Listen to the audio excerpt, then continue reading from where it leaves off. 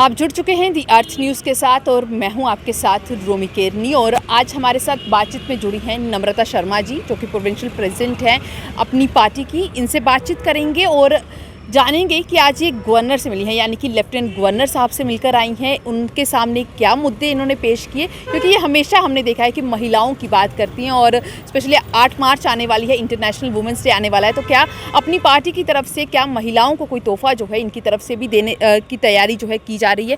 Ma'am, जिस तरीके से बात करें तो आज आप लेफ्टिनेंट गवर्नर साहब से मिलकर आ रही हैं, उनके क्या बातचीत हुई है, क्या मुद्दे उनके सामने आपने जो है रखे हैं? मैं रोमी जी, आपने इंटरनेशनल वुमेन डे की बात की, तो पहले मैं आपको बताना चाहूँ कि हमारी पार्टी का गठन ही 8 मार्च को हुआ था। तो हमारी पार्टी एक इकलौती ऐसी पार्टी है जिनके प्रेसिडेंट ने ये डिमांड रखी है कि 33% रिजर्वेशन उनको असेंबली में भी महिलाओं को मिलना चाहिए। तो this is the first party to demand that. तो आज की मुलाकात के बारे में आप पूछ रही थी। अभी मैं एलजी साहब से मुलाकात करके आई हूँ। कुछ विषयों पे हमने चर्चा की जो मैं उनके सामने रखना चाहती थी, और मुझे आश्वस्त किया गया है कि उन पे कुछ ना कुछ निर्णय लिए जाएंगे, कुछ फैसले लिए जाएंगे। जैसे कि मैंने विमेन सेल की बात की, वो हमने बनाए हैं यहाँ पे, बहुत अच्छा कदम था ये।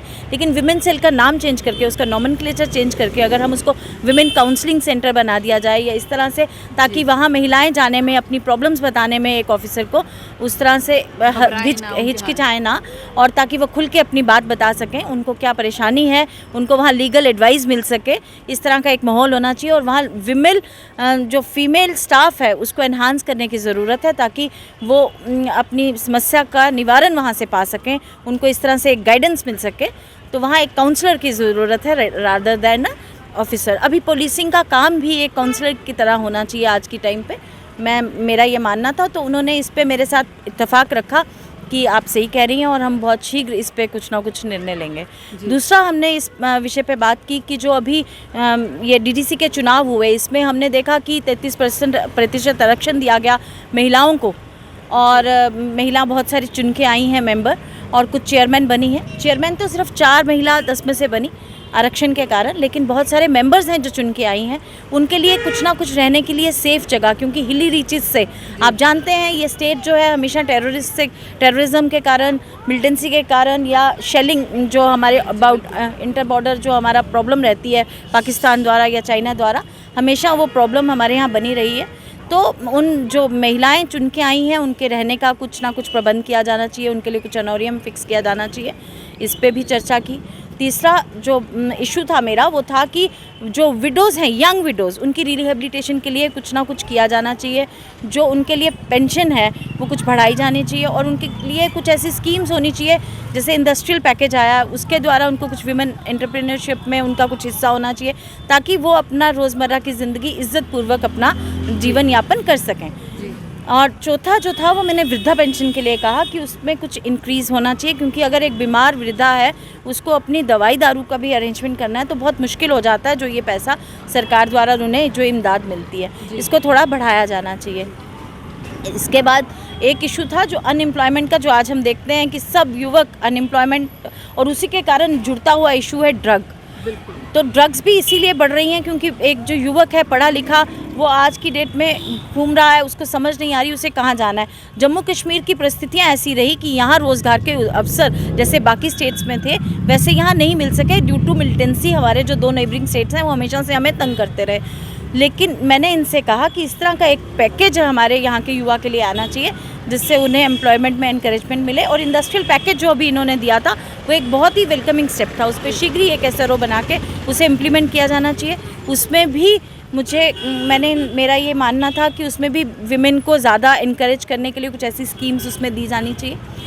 5वीं जो बात मैंने की कि एक गरीब आज बहुत दुखी है, जो ये आज रेत और बजरी का एक यहाँ पे चल रहा है, उसके लिए माइनिंग एंड जियोलॉजी डिपार्टमेंट से मिलके कुछ रेट फिक्स किए जाने चाहिए, और उसी दाम पे रेत बजरी एक गरीब को मिल सके, ताकि वो अपना घर एक आशियाना बना सके।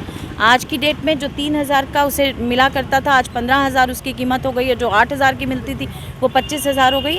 लिहाजा मैंने एलजी साहब से ये दरख्वास्त की कि इस पर आप एक देखिए, कड़ी उस पर नज़र बनाएं और इसके दाम फिक्स करे गवर्नमेंट, ताकि वो उसी दाम पे गरीब उसको उपलब्ध कर सके। मैंने इनसे ये भी कहा कि अपने औचक दौरे रखें, ताकि एक ऑफिसर को ये रहे कि कभी भी एलजी साहब आ सकते हैं और हमें अपने काम में एक अकाउंटेबिलिटी बनानी होगी, एक गरीब की आवाज़ सुननी होगी और उसके मसलों को मिसालों को हल करना होगा। मैंने उनसे ये भी कहा कि ऑफिसर से आप ये कहिए कि हफ्ते में 2 बार वो एरिया का दौरा ज़रूर रखें और नीचे ग्राउंड पे जाके देखें, डीसी जाए और देखें कि मौके पे क्या हालात हैं, ताकि लोगों की समस्याओं का निवारण हो सके। एज अ पॉलिटिकल वर्कर मुझे ये लगता है कि आज एक गैप बन गया between an administration and the people, उसको ब्रिज करने की ज़रूरत है। उन्होंने भी ये माना और उन्होंने कहा कि हम कोशिश कर रहे हैं, क्योंकि मैं ये कहना चाहती हूँ कि एलजी साहब खुद भी राजनीतिक पृष्ठभूमि से हैं और बहुत उनका एक राजनीतिक तजुर्बा है, उसका इस यूटी को फ़ायदा मिल भी रहा है। और मेरा ये मानना है आज मिलने के बाद कि इस पे और जल्दी वो मेरी जो अर्ज़ी थी उन तक वो गई है और इस पे भी शीघ्र कार्रवाई होगी। इसी आश्वासन के साथ आज हम बाहर। मैम, जिस तरीके से आपने इसमें महिलाओं की बहुत सारी बातें की हैं, महिलाओं के हित में बारे में बात की है, हमने आपको भी देखा है कि आप महिलाओं की आवाज़ जो है उजागर करने की कोशिश करती हैं। पार्टी नेता के तौर पर भी आप महिलाओं से मिलने के लिए पहुंचती हैं, उनके मुद्दे जो हैं वो सुनती हैं।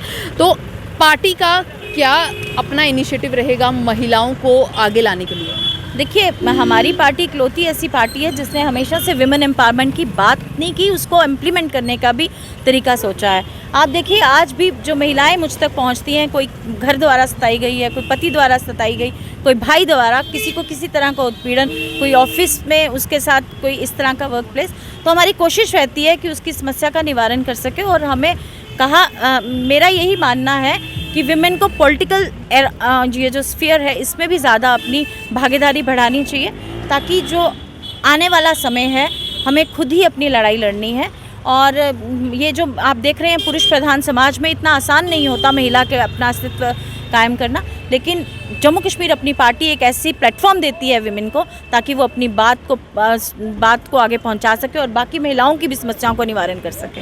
महिलाओं की बात की है आपने, तो क्या उम्मीद कर सकते हैं कि अब बाकी मुद्दे जो कि जम्मू कश्मीर के कई मुद्दे हैं, जिस पर आपने अनएम्प्लॉयमेंट की भी बात की, पर कई और ऐसे मुद्दे हैं जिससे कि जो जम्मू कश्मीर इस समय जूझ रहा है, सबसे बड़ा मुद्दा ही इस समय जो गरमाया हुआ है वो प्रॉपर्टी टैक्स को लेकर है, उस पर क्या आपकी विचारधारा है? प्रॉपर्टी टैक्स पे भी अच्छा किया आपने रोमी जी, जो अभी आपने प्रॉपर्टी टैक्स का पूछा, उस पर भी हमने बात की है कि property tax we can not consider Jammu Kashmir UT at par with Delhi UT or Goa UT or other UTs in the country. Jammu Kashmir still lakhs the basic amenities. अभी भी यहाँ पे अर्बन पुअर अगर आप देख लीजिए तो उनके लिए कुछ ऐसी स्कीम्स लाने की ज़रूरत है। आज भी उनको मुझे लगता है जो BPL क्लास है उसको और ऊपर लाने की ज़रूरत है। तो इस तरह की तमाम मुद्दों से जुड़ी हमने बातें की और हमने पहले भी एक मुलाकात बुखारी साहब के नेतृत्व में LG साहब से की थी। उसमें भी हमारा यही कहना था कि प्रॉपर्टी टैक्स ऐसी चीज़ जो है अभी इम्प्लीमेंट नहीं की जा सकती हमारी यूटी में। अभी हमारी यूटी उस काबिल नहीं हुई है कि यहाँ पे ऐसी मार लोग झेल सकें। वो तब होगी जब हम यहाँ पे उस तरह की सुविधाएं लोगों को दे पाएंगे। जम्मू और कश्मीर दोनों एक स्मार्ट सिटी बन जाए, उसके बाद आप प्रॉपर्टी टैक्स ऐसी मार इसे दे सकें। ऑलरेडी टोल टैक्स ऐसी माल से जम्मू और जूझ उससे लड़ रहा है, तो लिहाजा हमने बात की है और हमने ये कहा है कि वो केंद्र सरकार को इन सारे बातों में उनको सचेत करें और उन्हें बताएं कि जम्मू में अभी इस तरह का प्रॉपर्टी टैक्स जो है वो ना लगाया जाए। जिस तरीके से आपने कहा कि अभी जो जम्मू कश्मीर के लोग हैं वो ऐसी मार झेलने के उसमें नहीं है, यहाँ पर और भी तरीके हो सकते हैं रेवेन्यू जनरेट करने के। बट कुछ स्टेटमेंट्स जो हैं अपोजिशन की तरफ से आती हुई नज़र आई, जिसमें उन्होंने साफ तौर पर कह दिया है कि भाई ये एक अच्छा तरीका है जिससे कि जम्मू कश्मीर के लोगों के लिए रेवेन्यू जनरेट हो सकता है। देखिए, बड़ा दुर्भाग्यपूर्ण है कि आज के जो राजनेता जिनको लोगों ने प्यार किया और इतना भारी मैंडेट देके भेजा, आज वो जम्मू के ही जनता को पीसने का काम कर रहे हैं। ये एक बड़ा दुर्भाग्यपूर्ण रहा। मेरा ये मानना है कि एक राजनेता जो होता है उसको लोगों की समस्याओं को भली भांति वो समझता है और उनको हल करने की कोशिश करता है। हम भी मानते हैं कि प्रॉपर्टी टैक्स ऐसी चीज़ें रेवेन्यू जनरेट करने में बहुत मदद करते हैं, पर क्या कर इस हद तक लगाया जाना चाहिए कि इंसान उसके तले दब जाए? क्या जम्मू कश्मीर का बाशिंदा अभी इस काबिल हो गया है कि उसको इस तरह की मार दी जा सके?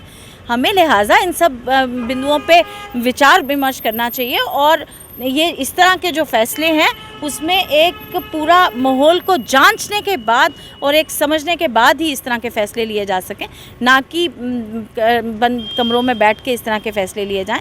आप आज भी देख लीजिए, मेरे साथ चलिए, आप दौरा कीजिए, आज भी लोग पीने के पानी के लिए 2-4 है। आज भी पीने का स्वच्छ पानी मेरे लोगों को नहीं मिल रहा। आज भी बिजली के 12-12 घंटे के कट हैं, 18-18 घंटे बिजली नहीं पहुंचती। आज भी अनकवर्ड एरिया है, सड़कें लोगों तक नहीं पहुंची। तो आप टैक्स की बात करती हैं।